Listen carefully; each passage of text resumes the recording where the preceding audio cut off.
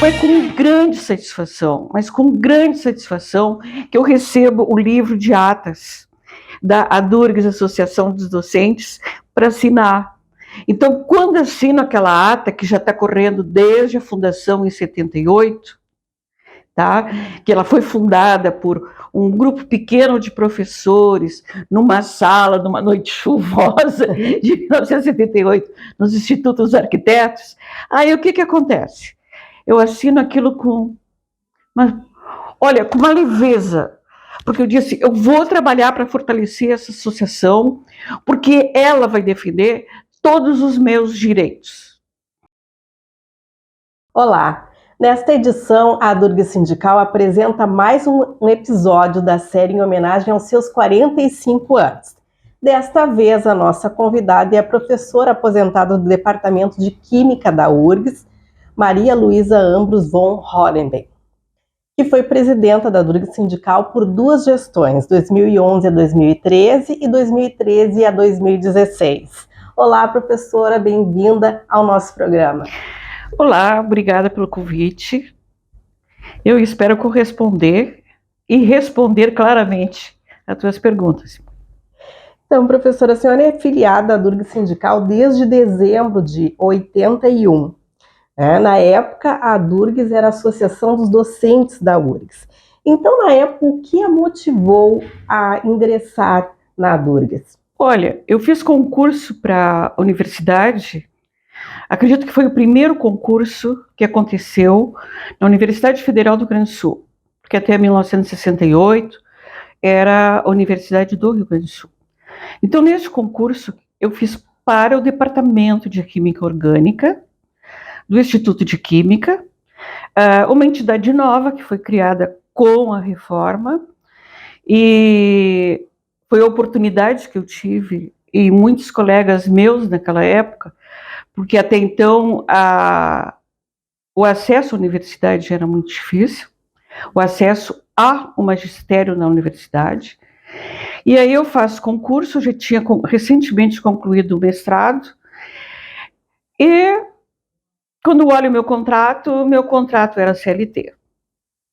Todos os professores com quem eu tinha convivido até então eram professores do quadro que tinham estabilidade e gostariam de aposentadoria integral. No meu caso, não. No meu e daqueles colegas que naquela ocasião, dali para frente, eram contratados. Então, contrato CLT, eu teria direito ao fundo de garantia.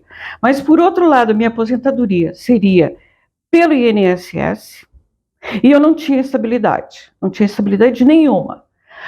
Por 10 anos eu não tinha estabilidade. Eu só adquiriria estabilidade depois de 10 anos.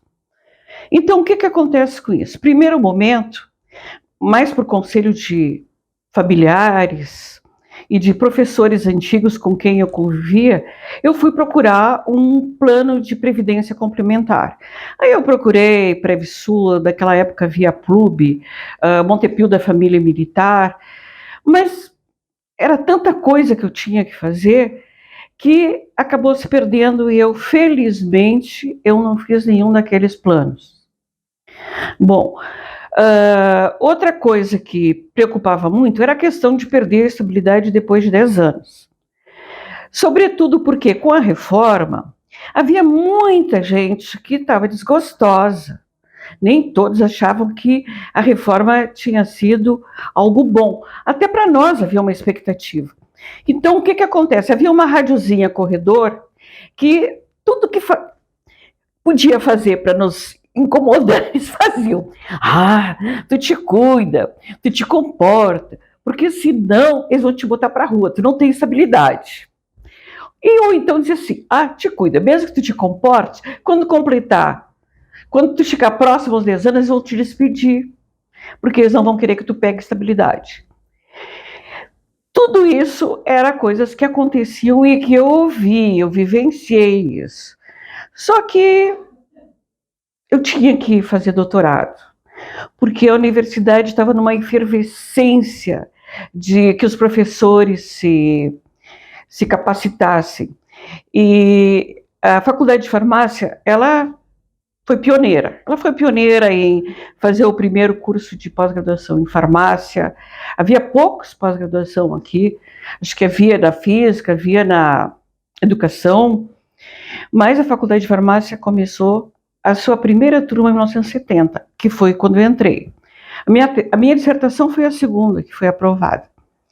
Então, o que acontece com esse estímulo todo? Eu, uma jovem professora, recém-contratada, com mestrado pronto, não, tu vai ter que fazer doutorado. Como a faculdade tinha convênio com a Universidade de Münster, tu vai fazer doutorado com a Universidade de Münster, na Alemanha. Então, a minha vida estava numa atribulação. De 20 horas que eu tinha no semestre seguinte, eu passo a 40 horas. Para passar por 40 horas, eu tenho que entrar com um plano de pesquisa. Aí o plano de pesquisa que eu faço é um plano de síntese de derivados de pirimidina, uma síntese de fármacos. Nessa síntese, eu desenvolveria na faculdade de farmácia, que já estava com os laboratórios montados. O Instituto de Química era no prédio antigo, que agora é o Memorial da URGS. Então a situação toda era bastante crítica nesse momento e nos envolvia muito. Para tu teres uma ideia, eu tinha 40 horas DE, 20 horas para o Instituto de Química e 20 horas para a Faculdade de Farmácia. Acontece que o Instituto de Química me cobrava dar 8 horas de aula. A Faculdade de Farmácia me cobrava dar, no mínimo, 8 horas de aula. Aliás, o Instituto de Química me cobrava 12. A Faculdade de Farmácia me cobrava 8. Eu dava 20 horas de aula. Sendo que dessas 20 horas de aula, 8 horas era na pós-graduação. Então eu não tinha tempo para nada. Então, quando chega no momento, tu vai fazer doutorado, foi em 75, aí eu vou para a Alemanha. Aí eu vou para a Alemanha, converso, estabeleço todos os parâmetros, quem vai ser meu orientador, e onde que eu vou fazer, eu ia fazer em química farmacêutica e tal. Aí eu volto para o Brasil, começo a me preparar. Basicamente, o meu preparo teria que ser melhorar muito o meu alemão. Eu tinha que ter fluência no alemão. Então, a minha vida era a universidade e o Instituto Goethe. Aí acontece, morre meu orientador, o outro orientador desiste de trabalhar na Universidade de Münster, e aí muda-se os planos e eu faço com um americano, tá? E aí eu fico fora do Brasil, fora de Porto Alegre. Eu fico fora de Porto Alegre e retorno em julho de 1981. Quando eu retorno em julho de 1981, aquelas preocupações que eu tinha ao ser contratada, elas vêm à tona.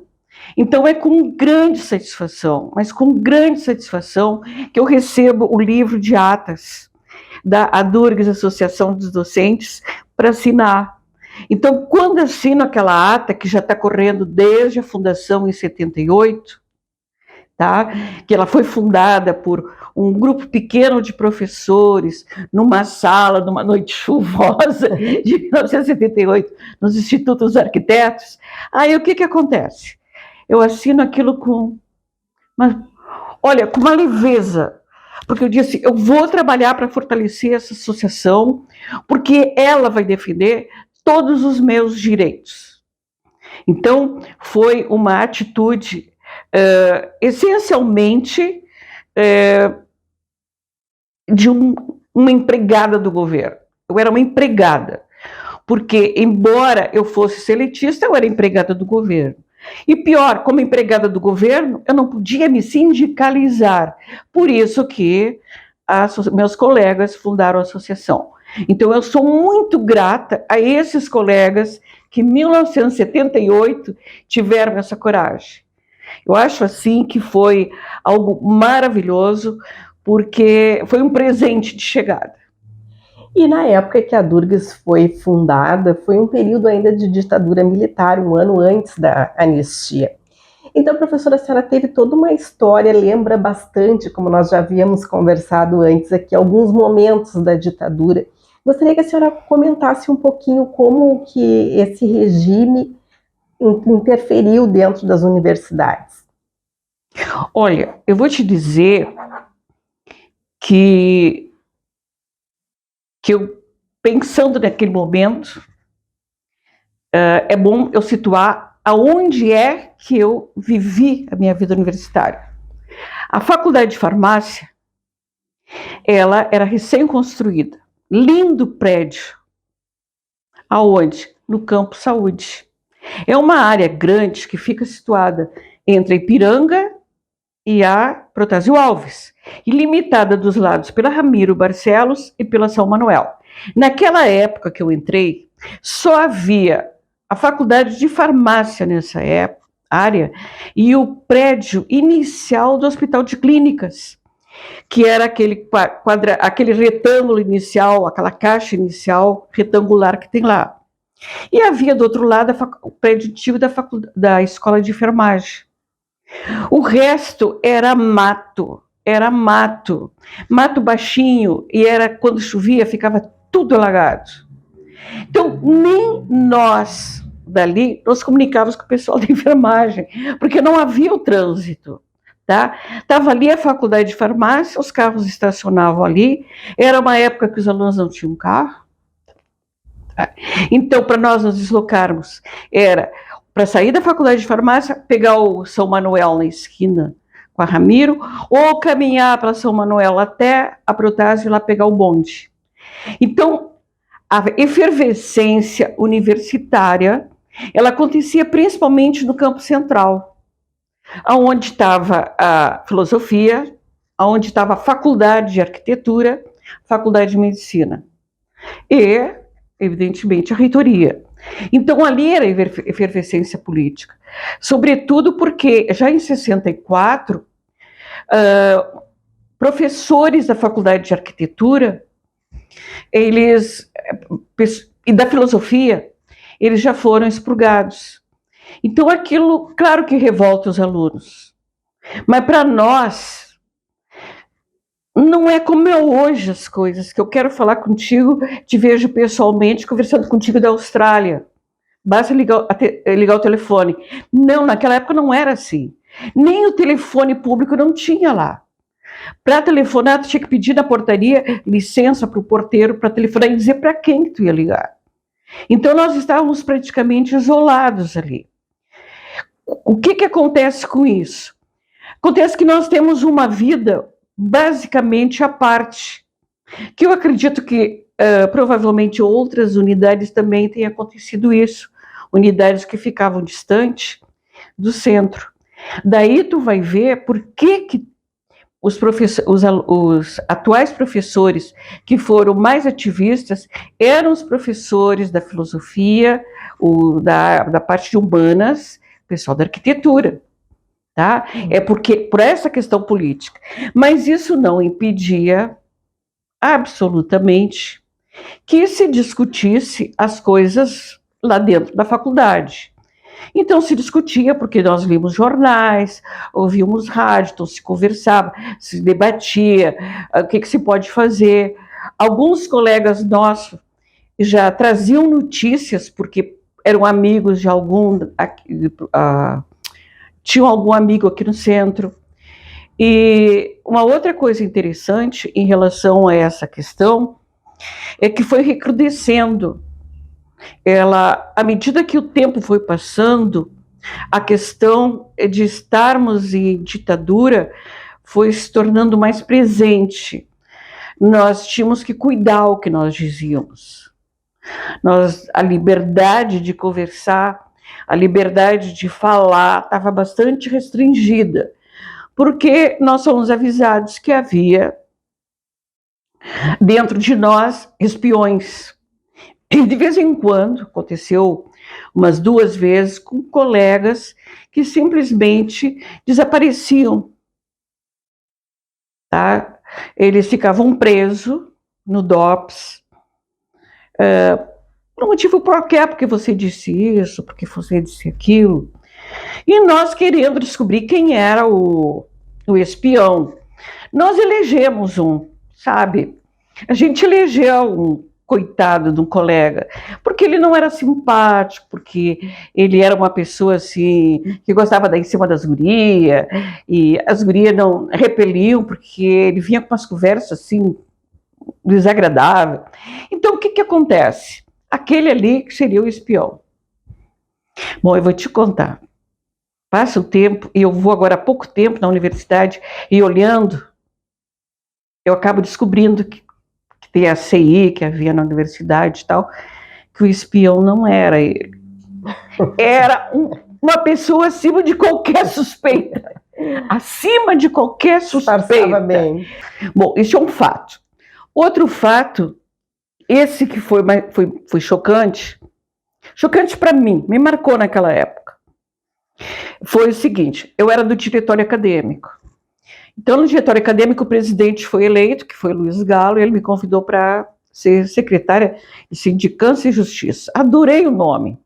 Olha, esse Sindicância e Justiça. Então, nós estávamos sempre no diretório acadêmico. Aquele período foi um período mais intenso. Aí, quando a recrudesce, era proibido fazer eleição. O centro acadêmico tinha acabado. Acabou o centro acadêmico. Então não podia fazer eleição. Mas nós queríamos fazer eleição. Nós achávamos que o período dele estava caindo e que nós deveríamos fazer eleição. Nós fizemos eleição. Então a eleição acabava às 18 horas. Tudo correu normalmente. Não houve interferência nenhuma naquele ato proibido. Só que quando chegou às 18 horas... a direção da escola, representada pelo diretor e vice-diretor, entraram no diretório acadêmico, pegaram a urna com os votos, os dois, levaram para frente do prédio, botaram álcool e botaram fogo. Aquilo foi... para nós que éramos assim, eu vejo agora, a gente quando é jovem, a gente cheia de expectativa, de esperança, e eram pessoas que nós gostávamos muito, aqueles dois. Sabe que aquilo foi surpreendente. E a outra, agora para encerrar os exemplos que eu posso te dar, que foi também, não sei se aconteceu só comigo, ou se também acontecia com meus colegas. Quando eu vou para... Teve um ano que pela Unesco, eu fiz uma viagem fui para a Inglaterra, tá? Fiquei um mês na Inglaterra pela Unesco. Era um período que eu ia visitar as universidades e tal, até mesmo me ajudaria para eu escolher depois se era realmente o que eu queria ir para a Alemanha. Bom, então eu estava toda me achando, eu fui escolhida pela Unesco para ir, que maravilha. A universidade me chama. Ela manda um telegrama para minha casa, porque naquela época não havia e-mail. Manda um telegrama para minha casa e depois telefona para perguntar sobre o telegrama, se eu tinha recebido. O que dizia o telegrama? Que era para eu me apresentar no dia tal, me lembro que era uma quarta-feira, às 9 horas da manhã, no quarto andar, tudo 4, na sala tal. Bom, eu vou. Aí eu chego na faculdade e disse, olha, recebi o telegrama. Aí a diretora da faculdade, que era a doutora Bel Santana, inclusive foi a minha primeira orientadora, uma mulher maravilhosa e professora espetacular. Ela disse assim, não, se te chamaram, tu vai. Eu vou. Eu me arrumo. Ainda bem que eu estava aquele dia assim, tão zen. Quando eu chego lá, bato na porta, a porta se abre, é um militar, é o coronel Natalício. É o homem da ditadura dentro da URGS. E tinha me chamado. Bom, eu estou ali, vou pagar para ver. Aí eu entrei, tudo bem, me cumprimentou, foi extremamente gentil, educado comigo, ele se manifestou surpreso com a minha aparência. Ele disse, mas é uma menina, eu achei que fosse outro tipo de pessoa. Aliás, eu achei que tu era uma lemo alta. Eu esqueci, não, eu não sou lemo alta, eu peguei a parte índia, eu sou uma índia baixinha. Ele disse, porque ele conhecia meu tio, então ficou a conversa, ele levou primeiro para esse lado mais ameno. Aí daqui a pouco ele perguntou, escuta, tu sabe fazer bomba? Eu digo, olha, eu nunca fiz, mas se eu tiver uma técnica eu faço, a minha formação é química. Tá, mas tu não diz isso para os alunos. Eu digo, nem dá tempo de eu dizer, porque é tanta matéria que eu tenho que dar para eles, que eu passo o tempo todo explicando. Não dá tempo. E nunca ninguém pediu. Aí ele disse assim, mas se pedir, acho que eu não vou ter tempo de procurar técnica, porque a coisa não é assim, né, tão simples. Aí ele vai conversando mais coisas. Aí ele pergunta, tu fala sobre política com os alunos? E diz, como eu lhe disse, eu só tenho tempo para falar em química. Aí a coisa vai indo. Ele diz, escuta, tu participou de passeata? Tu participa do movimento político? Eu disse, olha, é difícil o tempo para participar desses movimentos políticos, porque eu trabalho muito, tá? E eu tenho muitas atividades agora. Tá, mas e no tempo de estudante? Aí eu digo, nem lembro. Ele disse, nunca participou de passeata? Eu digo, olha, eu não estou lembrado. Aí ele pega, abaixa, abre uma gaveta e tira um maço de fotografia. Abre as fotos em cima, assim, e as fotos é da Maria Luísa. Da Maria Luísa na passeata ali na Praça Argentina, da Maria Luísa na frente da reitoria. Frente da reitoria foi foi também uma mobilização que houve muita violência, porque os estudantes e alunos sentaram na frente da reitoria no chão e os militares vieram pedindo para levantar e ir embora, para acabar, eles não levantaram, e eles de capacete blindado eles vinham com um porrete e iam batendo, puxavam pelo braço assim, e batiam no rim, sabe? Então, eles me fotografaram, mas aí eu disse para ele, mas o senhor viu que eu não estava sentado, eu estava em pé. É porque eu estava indo para aula de fisiologia, na medicina, porque a gente teve anatomia, histologia, microbiologia e fisiologia na medicina, né? Não na faculdade. Então, eram os dias que a gente ia para o centro. Mas era uma vez, era uma disciplina a cada ano. Aí ele disse, não, mas aqui tá. Eu esqueci, olha, foi perto da Praça Argentina, eu estou no meio do povo. Aí ele disse, não, essa aí realmente eu estava acompanhando, né? Mas eu falei assim, porque eu queria ir para a Europa, eu queria ir para a Inglaterra, aquilo era uma coisa que eu queria.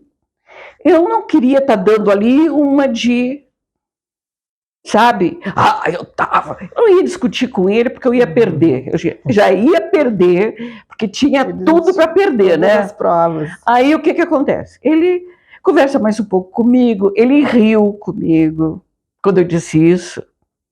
Eu digo, pá, será que eu vou conseguir? Aí daqui a pouco ele chegou, me ofereceu cafezinho, água, tudo aquilo. Aí quando chegou pelas 11h30, olha o tempo que eu fiquei lá. Eu me levanto, ele se levanta e diz, eu acho que eu já conversei contigo o suficiente. Será que o que ele vai dizer? Ele disse, olha, eu quero te dizer que para te fazer uma boa viagem, aproveita. Conhece tudo que tu quer, mas eu vou te dar um conselho como se fosse minha filha. Não conversa com nenhum brasileiro no exterior. Quando tu sair do Brasil, tu não leva nenhuma encomenda para fora. E, sobretudo, tu não traz encomenda de fora para cá, tá? Porque a gente está sabendo.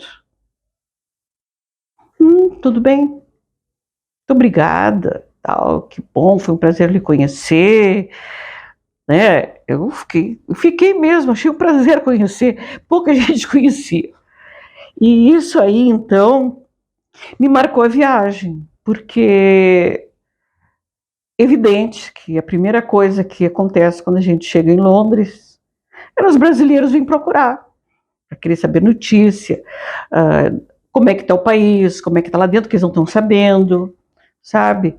Então, tu não vai fugir. Não, a gente conversava, fazia jantares, socializamos bem, e depois eu fiz um mochilão, que era um sacolão pela Europa, encontrava brasileiro em tudo que era lugar, sempre jovens, né?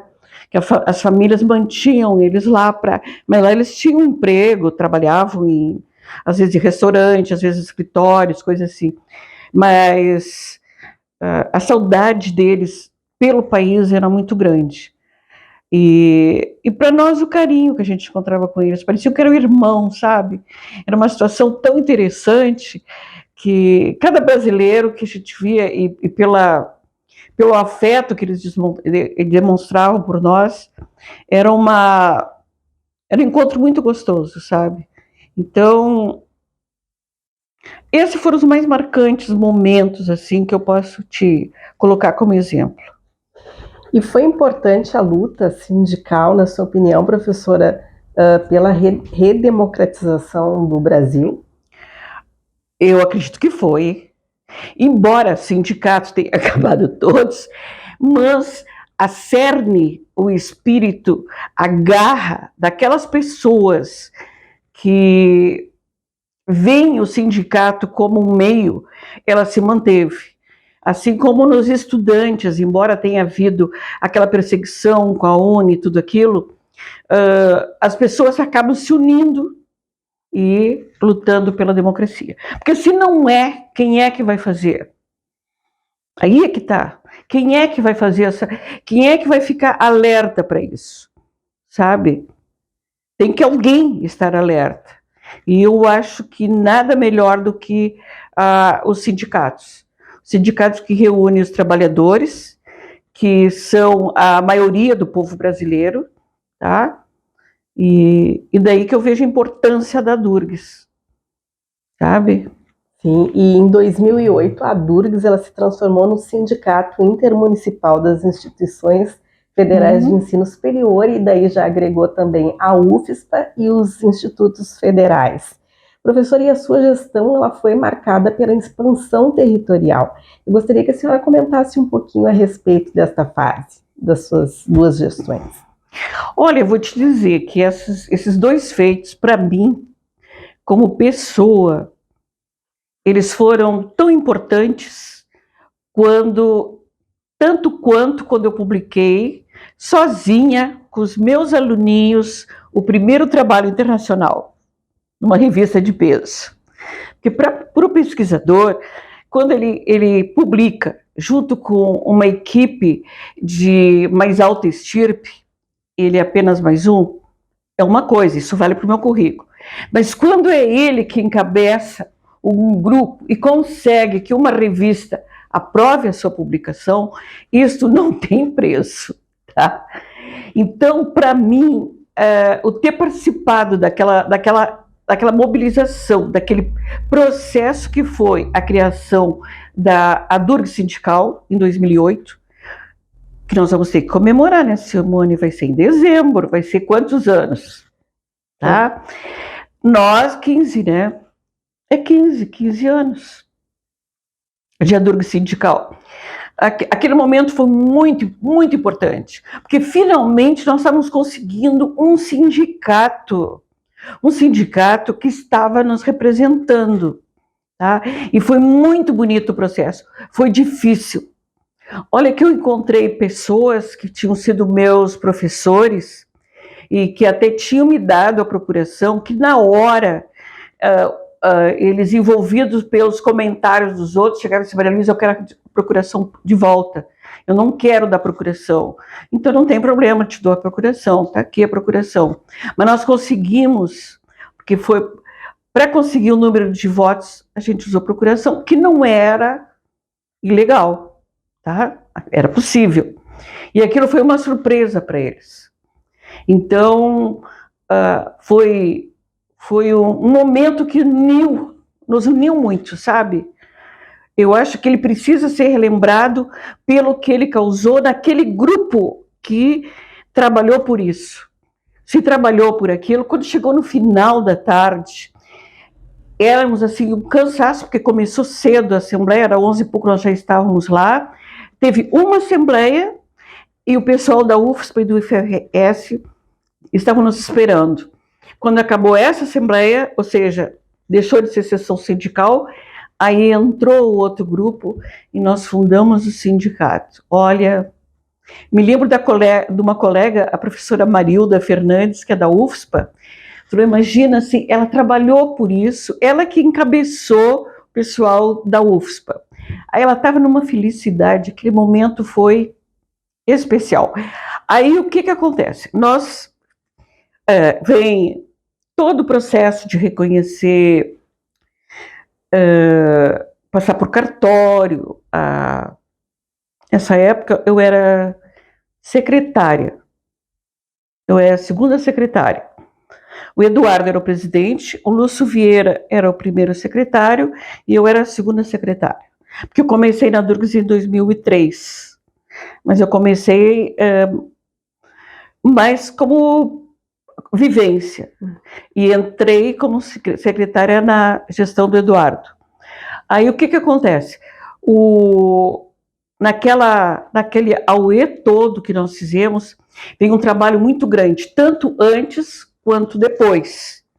E aí foi feito, e é claro, havia pessoas descontentes com a situação, mas o que nos motivou a tomar essa atitude, para nós era extremamente válido, tá? Eu própria tentei, durante o período que eu fui ativa dentro do sindicato, eu tentava, junto à entidade anterior, entrar com propostas para que se trabalhasse em cima daquilo. As propostas caíam no vazio, sabe? Não ia adiante. Ou seja, aquele interesse profissional que eu levava, que representava uma categoria, e eu peguei para representar os interesses dos professores aposentados, não era levado adiante. Então aquilo foi desgostando. Então eu não fui conversada por ninguém.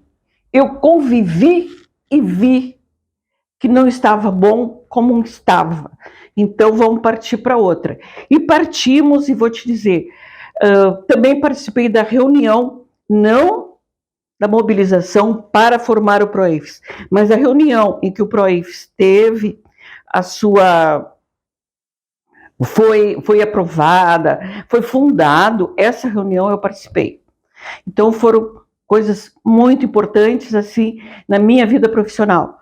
Outra coisa é quando a gente fez a expansão do sindicato. Foi maravilhoso. Foi tranquilo, veio liso, tu não imagina que coisa espetacular que foi. Nós fizemos um trabalho de como fazer a expansão, tá? Não foi uma decisão tomada de uma hora para outra. Aquilo foi uma coisa trabalhada, foi lenta, aquilo foi vindo. Nós tínhamos um advogado, Milton Fagundes, que estava sempre, nós marcávamos reunião com ele, e ele era excelente. A gente sempre discutia ideias com ele, como é que nós vamos fazer isso, como é que dá para fazer, o que pode acontecer se fizer dessa maneira. Então, a gente sempre ia podando, sem pressa. Acontece nessa expansão é o seguinte, o porquê da expansão, estou te falando do que nós fizemos. Houve a criação dos institutos. Com a criação dos institutos, aqui em Porto Alegre, o nosso sindicato era o IF Porto Alegre, né, a IFRS Porto Alegre, a UFSPA e nós. Acontece que o IFRS tem unidades em outros locais. E a Durgs, o que é importante para o ser humano? Por que ele trabalha? Ele trabalha pela comida, pela saúde e depois pelo lazer. Mas essas duas coisas são importantes. E a saúde, eu acredito que mais importante ainda, porque se tu não tem uma boa saúde, tu não faz nada. Então, nós da URGS tínhamos plano de saúde. A Unimed pela URGS. A UFSPA não tinha. O IFRS não tinha. Então, a URGS fez um plano de saúde. Foi na gestão do professor Scherer. Eu era vice-presidente do Scherer. Nós fizemos um plano de saúde e esse plano de saúde era oferecido para os professores que se filiavam. Então, eram os professores dos outros locais que começaram a nos procurar, não só pela participação nas atividades de carreira, coisas e outras relacionadas com a profissão, mas como pela existência do plano de saúde. Outra coisa importante também é a existência de ter um jurídico forte. O nosso jurídico é excelente, acredito que é o melhor escritório político do país. Resultado, esse atrai muito também. Agora, isso são ofertas que o sindicato dá. Então, tu vê que prima o sindicato, tá? A existência de serviços de alta qualidade. E esses serviços é o brinde que nós temos para os professores. E aí nós vimos que como é que nós íamos fazer. Então ficou, a gente fez o trabalho todo e conseguimos fazer a expansão territorial tranquilo, sem nenhuma objeção. A Assembleia contou com procurações, porque nós não vamos querer que o professor lá que trabalha 200 quilômetros aqui venha para uma Assembleia. Mas a gente conseguiu o número de... Porque tem que ter, conforme o estatuto, 1/3 de 10% dos... Tá? Mas a gente conseguiu tudo como queria. Isso foi assim... Claro que nós estávamos extremamente tensos pela Assembleia, para que tudo corresse bem. O cansaço pós-Assembleia não foi por trabalho, foi pela tensão pessoal que a gente ficou. Então foi algo assim que eu vou te dizer muito legal. Eu acho a universidade, a Durg só me deu satisfação, sabe? Que bom. E professora, então, para nós encerrarmos essa entrevista, qual a mensagem que fica em celebração a esses 45 anos da Durg Sindical? Olha, eu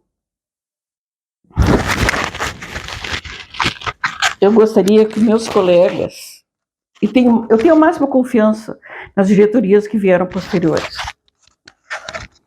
mas eu tenho um receio e espero que não aconteça aqui o que aconteceu na Andes. A Andes começou maravilhosa, tá? Só que houve um certo momento que ela se politizou partidariamente, tá? E aí ela... Até a Federação dos Trabalhadores, ela trocou, e isso aí descaracterizou totalmente. Ela passou a estar a serviço de um partido político. E isso é uma coisa que nós temos que sempre ter o par.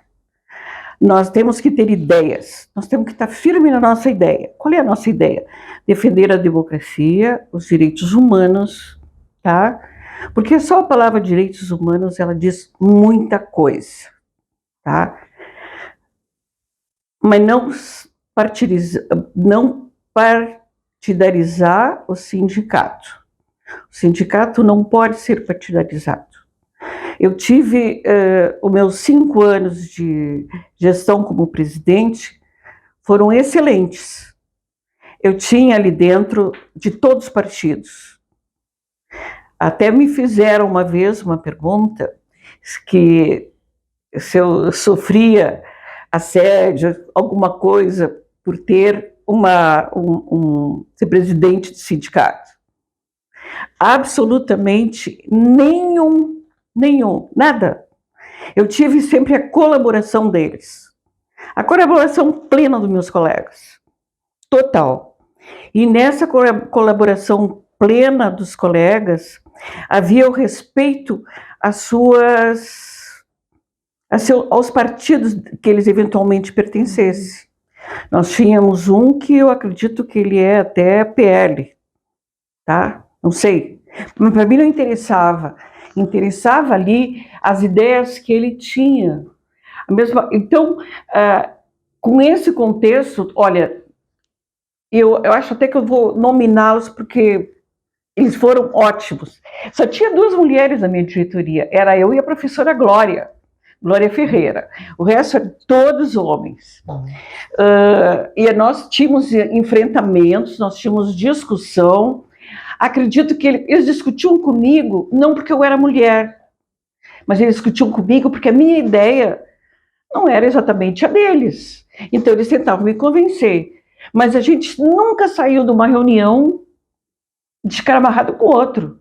E se por acaso saísse, a gente telefonava um para o outro e colocava as coisas em dia. Tu sabe que hoje eu pisei na bola, calma. Então, as coisas não foram complicadas com ele.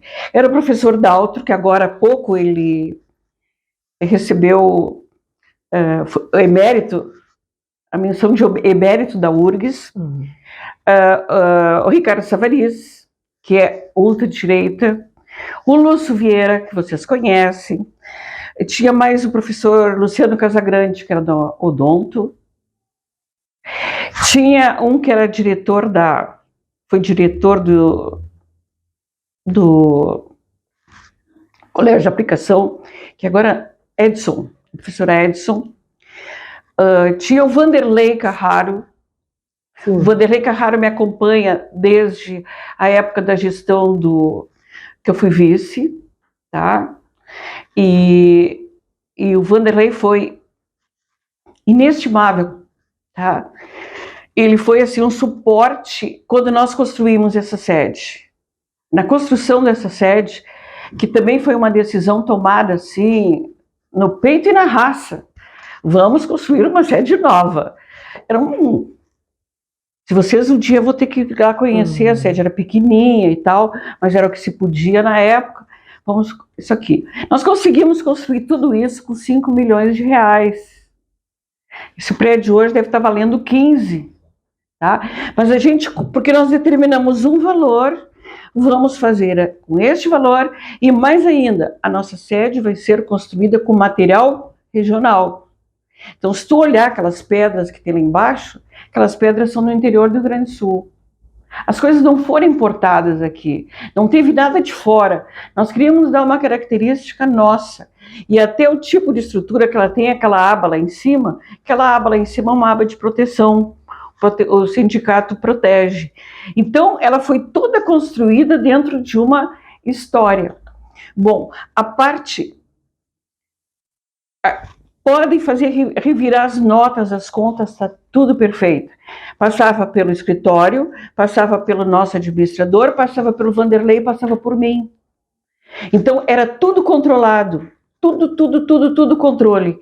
E mais ainda, o Vanderlei, ele ia todo dia na obra, visitar a obra para ver como é que estavam os trabalhadores. Isso foi uma coisa assim que me poupou muito. Porque, olha, o dia que eu fui na loja, eu estava com uma calça de grife, caí e rasguei toda a calça. Aí eu digo, bom, se eu começar a vir aqui, é um prejuízo muito grande. Bom, coisa bem de mulher, né? E digo, Vanderlei, vê se... Não, claro que eu vou, eu moro aqui perto e tal. O Vanderlei cumpriu tudo, foi excelente. Em todos os momentos, assim, eu não sei se eu me esqueci algum membro da diretoria, mas nós éramos 9 naquela época, mas foram todos, assim, muito, sempre respeitosos. Aliás, na minha vida profissional nunca aconteceu isso, sabe? E talvez porque quando eu começo a notar alguma coisa, eu já dou o pontapé do analista de Bagé, sabe? E o negócio para. Mas brincadeira à parte, eu só quero enaltecer a convivência com meus colegas dentro do sindicato e dentro da universidade, porque como no sindicato eu convivia na universidade, eu convivia com os colegas da universidade, e sempre foi tranquilo, tá? Ou seja, eu não tenho queixa, mas isso não quer dizer absolutamente que eu não apoio aquelas mulheres que vivenciaram situações constrangedoras. Absolutamente. Isso não pode acontecer com elas, tá? Isso não pode, entende? Então, nesse ponto, eu acho que nós temos que trabalhar. Tá certo, professora. Nós teríamos horas e horas de conversa, porque realmente Só eu falo. É uma memória muito grande, assim. Muita coisa. Muito obrigada pela participação aqui no nosso programa. Então, a Durgues agradece mais uma vez, foi uma honra recebê-la, e é isso. A Durgues Sindical, 45 anos lutando pela educação pública e democracia.